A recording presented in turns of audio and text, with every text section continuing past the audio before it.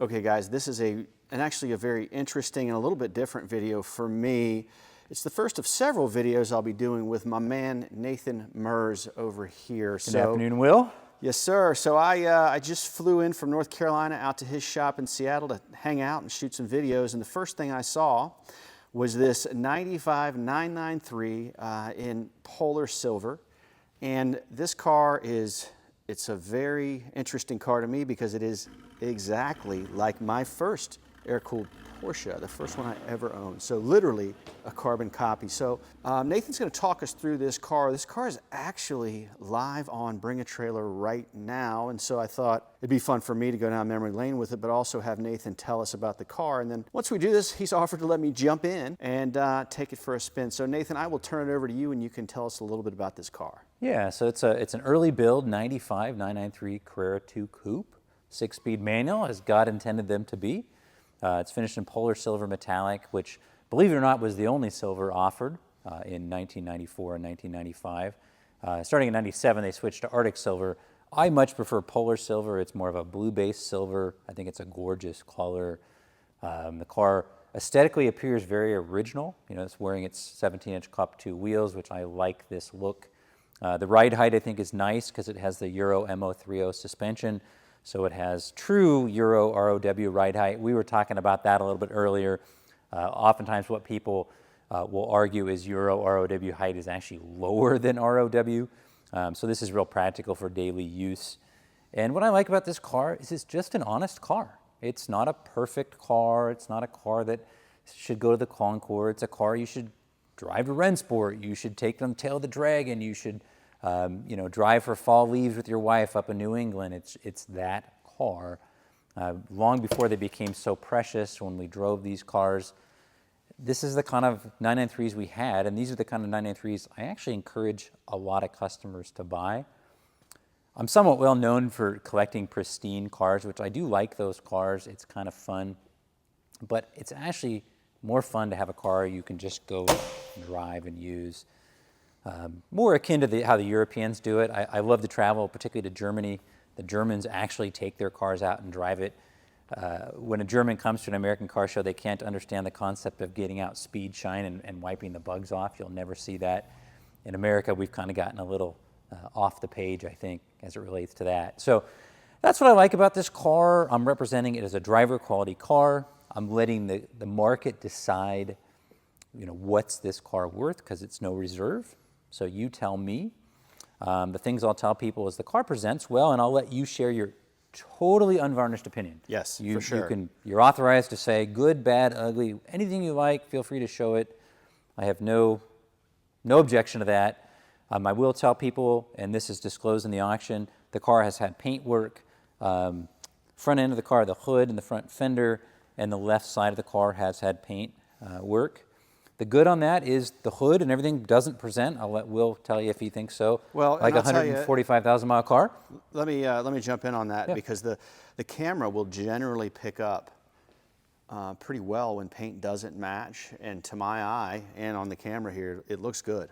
Yeah, like you can't see it. I saw this earlier. I want to point this out. Right here. That's from the lighting. It is not something odd in the paint. I saw it on the front end of this video. So. Oh, okay. Yeah, very good. All the paint work was done by a shop in town called Eurotech. A lot of people in our club use them. They have very, very good reputation. They do good work. For a driver quality car, I'm real happy with it. It does have some warts. Like the bumper cover's got a reasonably good scuff here. I'm not going to hide that. I don't love that. I guess it frees you up to drive it to the airport because you're not worried about it. I told myself, and I still might go dig around in my parts stash. For whatever reason, this taillight lens is pretty mungy. I don't want to put a brand new one on because then these wouldn't look good. So I'm going to go see if I can find one, but I'm not promising it. So it could stand a new taillight lens there. But no, overall, the car, I like it. That's not a very good description. But it's funny, it sounds, for as many Porsches as I handle every year, I inspect a lot, I work on a lot, I sell a lot of them. Some cars I like better than others, and this car just kind of has good mojo. It feels good when you drive it. It sounds good. Again, nice enough that I would take it anywhere with pride, but not so nice I would be afraid to go park it, you know, if I want to leave it at the airport. I would do that. So, but yeah, feel free to look around, show anything you want to see. Well, I'm going to tell you what I see here. Yeah. Okay. High mileage car, 145,000 miles. We can pop it up on the lift here shortly and just take a look underneath to see if it's wet at all. But I see, you know, for somebody who's looking for maybe their first 993, they're a little bit of a hot rodder, they're looking for something to drive hard. I think this is a good candidate for that.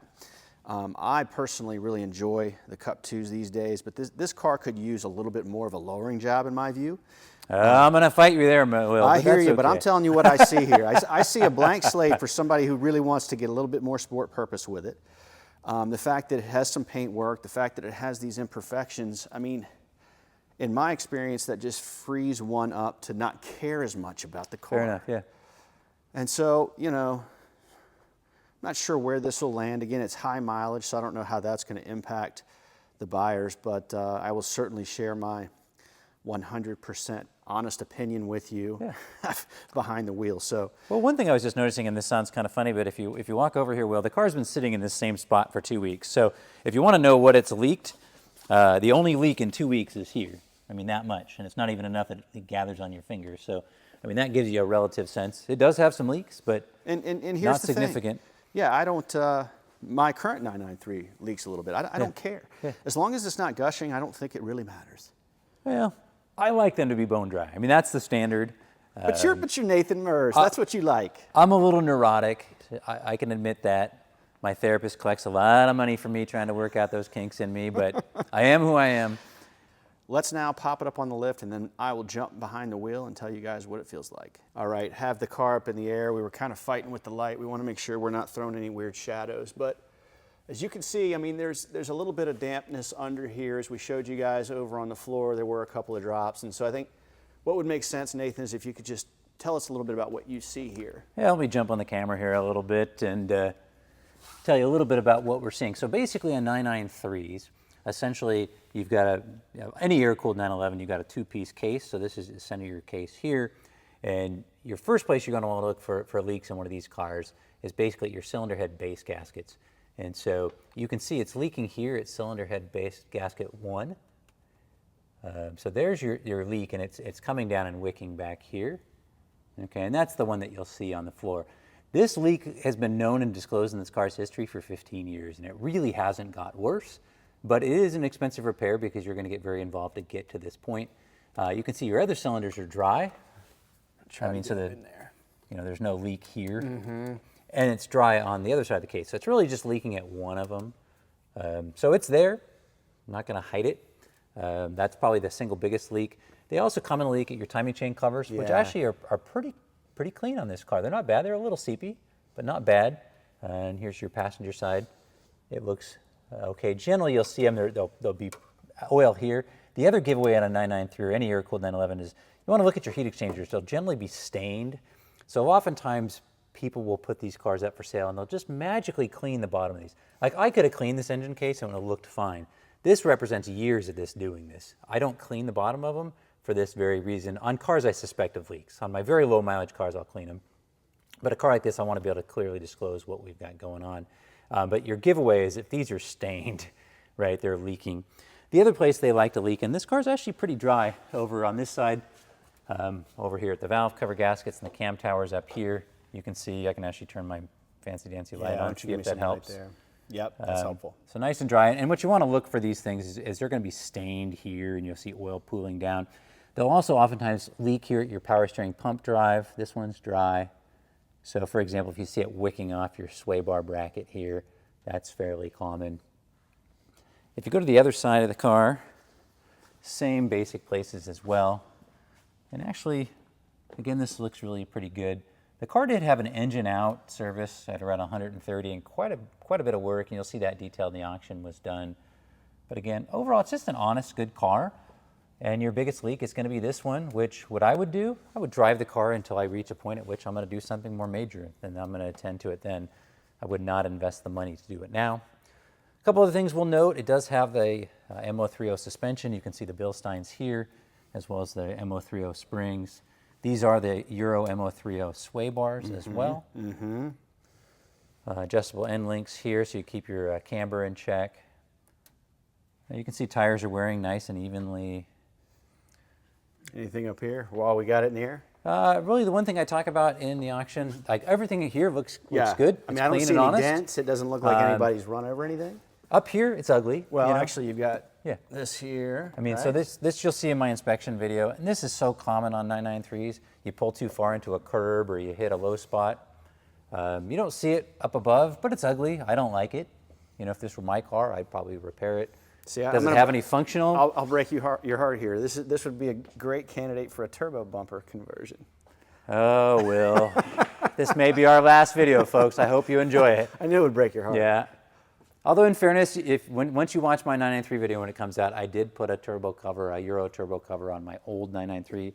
I found the error of my ways, but at that point I did do that. So it's a journey, as you say. Well, how about this? Again, back to the main point. This is a blank slate. Somebody could do what they wanted with it. Yeah, absolutely. And what they should do is drive this stupid thing. And if it had a perfect bumper, then you're like, I don't know. I just feel like that kind of car holds you hostage. Oh, absolutely. Yeah. And it's really hard. I mean, people think I haven't done it. I have scuffed my own bumpers. Oh, it's horrible. It's a horrible feeling. Like you pull in too far to a curb at the mini mart or something, and you hear that. It's a terrible sound. Well, I don't want to make this video about me, but I'll say this. I did the turbo bumper conversion on my car, just like this car. And the first weekend I had it on, I was at a rally. Yep.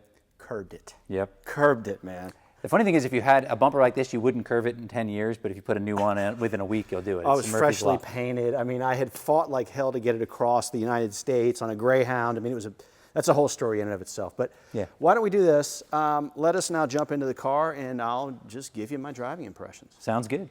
All right, here we are with the driving segment of this 993 video, and Nathan very kindly offered to let me drive it because he knows, as I said before, that this car right here takes me down memory lane. Also, what he was hoping to accomplish was to get my impressions of driving a rather higher mileage driver quality 993.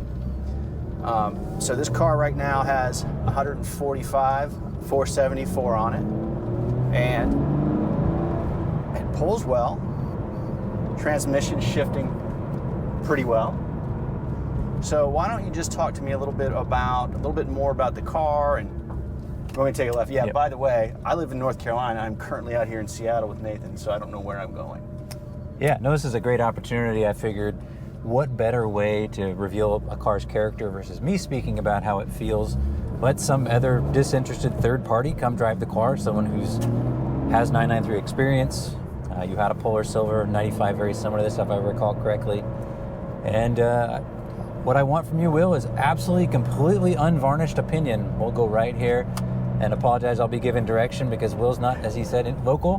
But yeah, I've authorized him to say anything he wants about this car. I hold nothing back. Your opinions, whether you like it, you don't like it, what you think is good, what things might concern you. That's kind of my style, so it'll be a fun drive. The first thing that I noticed about this car is it doesn't feel like it has 145,000 miles on it. You know, the one that I owned had about 95 on it. This car feels very similar. I haven't had a chance to really hammer it yet, yeah, but it certainly pulls. Drive it any way you want, so certainly pulls. So what can you tell me about the history of this car? Yeah, I know this car fairly well. So this car belongs to a client of mine who bought the car in 2009. So it spent its original early life in the Bay Area. And he brought it up to Washington in 2009, and it had just right about 100,000 miles then. And back then we had sort of a local Northwest 993 crew. It was a ton of fun. I had a black 95 at that point, and I would organize these driving events. And so I organized an event called 993 Fest. In fact, our late great good friend Rudy Mancinas would come out from Texas for this event. I think at our peak we had around 70 993s. We'd go out for a weekend, and essentially, unlike nowadays where we gather around and talk about the cars, we actually just went and drove the cars. So I think a lot of the weekends we would do 700 or 800 miles of driving, 2-lane, open road, definitely, maybe times I think maybe that was a little bit too much for the street, but we just went out and really enjoyed the cars. So I first met the owner then. He brought the car out to one of my early events, and we just kind of stayed in contact. And over the years he's mentioned maybe selling the car, And finally, the time came just a couple months back. He brought the car to me, and I purchased the car from him, inspected it, went through it, and now I'm saying, well, I'm going to let the world decide what this thing's worth. It's on Bring a Trailer, No Reserve, so kind of fun. Well, I touched on this earlier. Now that I got the oil a little bit warmed up, I mean, the car pulls well. I'll get on it here shortly. It tracks straight. It is running, what'd you say, MO30 suspension? So it's got the Euro MO30. So let's take a ride at this light. And then there's kind of a weird railroad grade, so go slow, but then on that road, feel free to open it up. Yeah, jump on it, get it up to speed, tell me what you think.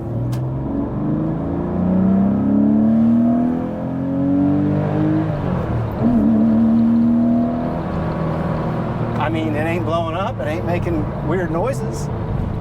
Pulls well, and it's got the Cup 2s on it. It's got, so it's got 17-inch Cup 2s. It has the Euro MO30 springs, struts, and sway bars on it, which I think is actually a pretty good setup. I mean, essentially, it's going to drive like the European Sport version of this car. So it's real compliant, it rides nice, fits correctly. It's got the right ride height, but it's not too stiff. You know, so a lot of the aftermarket coilover solutions I feel like are too stiff on these cars. So I think this setup's pretty good. Also has the Andile mid-weight flywheel, which they no longer make, which I think is nice. So it spins up real well. It does. I was going to say I'm rev matching right now, and it doesn't have the drawback. The RS, I put the RS flywheel in my own last 993. Oh, there's a stop sign here. So that's sort of a nice addition. And then it does have the engine software in it, as well as it does have what I think are maybe the early, what they used to, a guy named Robin Sun, before Pfister was doing these, what they call RSR mufflers, Robin Sun. Okay. And so I think those have been done, so it's got sort of a nice growl to it, but not obnoxious. So let me ask you this with this, what'd you call it, a mid-weight flywheel? Yep. You mentioned something about software. I mean, did you have to chip it, or? Yeah, so it's got the, it goes under 911 chips, which I can't remember if that's SW. Yeah, it's Wong. Yeah. It's a little confusing because you get the envelope that says 911 chips, but everybody talks about Steve Wong. Exactly. But again, like if you're in stop and go traffic, which sadly we have a lot of that here in Seattle, you don't get the pickiness where, you know, sometimes you got to be feathering the throttle and trying to keep it from stalling. Like this car is very easy to drive in traffic. So to me, it's kind of the perfect setup. And if I can give a shout out, if one of our vendors can start making this mid-weight flywheel again, I would be so madly in love. We'll go straight. Well, I'll make two comments about, you know, the clutch action and that. I have, first of all, it bites well, there's no slipping. A 964 that I had a lightweight flywheel, and while it was cool and how quickly it would rev, it was super loud.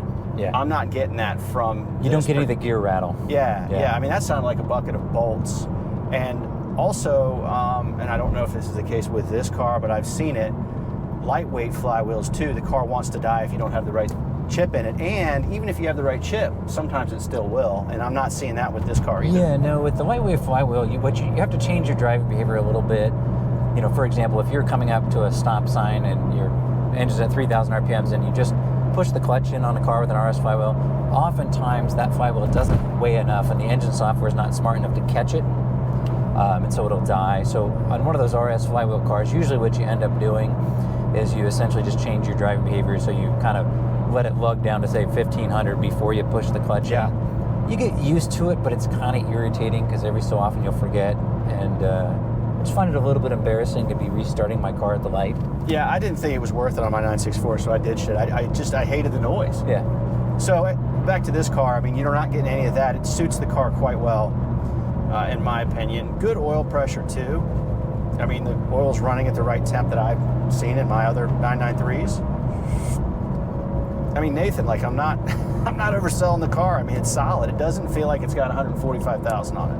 No, I mean, I actually took my wife and we went, she had some friends hosting a little barbecue out in Eastern Washington, and it was like 90 degrees, so I thought, okay, I want to drive one of my air-cooled cars, but I want some of the air conditioning, and I thought, well, I now own this car, it's got miles on it, we hadn't detailed it yet, so I thought, oh, what the heck, I'll put some miles on it and kind of test it out. And so, yeah, we did a 300-mile weekend in this car very comfortably. I do call this out in my inspection video, but the only irritating thing is it has a very irritating squeal in the AC blower, but not all the time, just often enough that it drives you crazy. But that was really the only thing I noted in driving it that, bothered me. All right, so how about this? Does the sunroof work? Go for it. And both my 993s, it went out shortly after I bought it, and I actually haven't found anything on this car that doesn't work. I mean, the clock is the correct time, the cruise control works, all the gauges work, power windows. It doesn't have an immobilizer because it's an early 95, which I love. I hate the immobilizer, so that's kind of a nice feature on this car.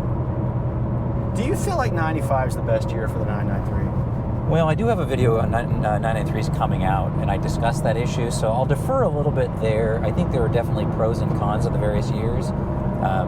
You will note I do personally own a 95, and I certainly have the opportunity to buy other cars, so there might be something to that. That speaks volumes. I mean, so I'll weigh in and say that I think 95 is the year to have. The early 95s are. So you want to avoid the immobilizer. I actually have a 95 now that has it on it, and it's a pain. We've done the Immoblock, which seems to be fine. But then I also understand, and again, I'm not trying to steal your thunder with the video you're doing, but you know, this idea of the check engine light being triggered by the secondary air injector. Yep.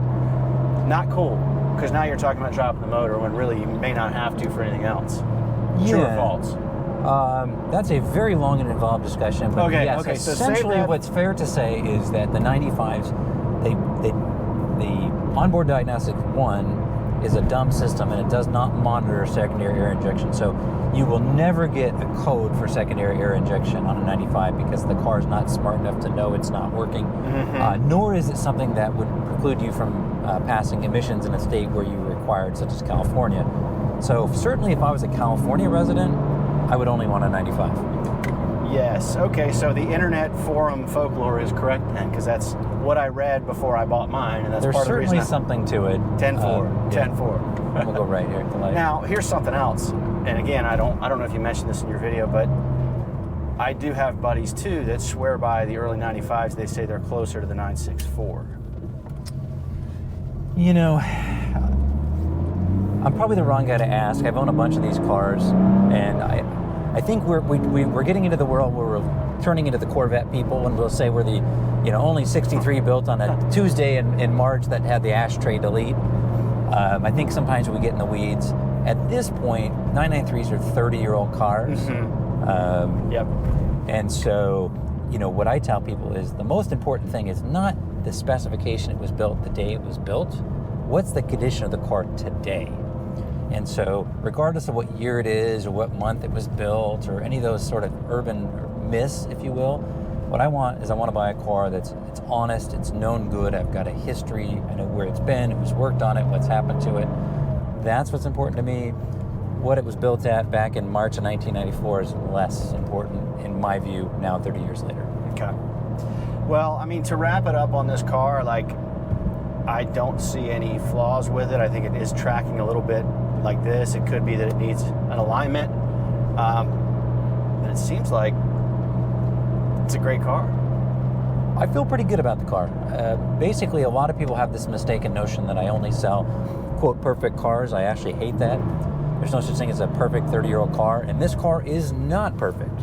I'll come out and scream that from the mountaintops. What I will sell is honest cars. I think it's an honest, good car someone can jump in, drive, and enjoy. And so that's fun to sell, because this is the kind of stuff that people should be out driving. Well, dude, thank you so much for taking me back down memory lane with this Polar Silver 95. I think somebody's going to be quite pleased with it, especially if they're looking for a driver. I mean, and that's what I always look for, because I like to experience the cars that way. Totally. Well, good luck with it. Oh, thanks for coming out and driving it. Yeah.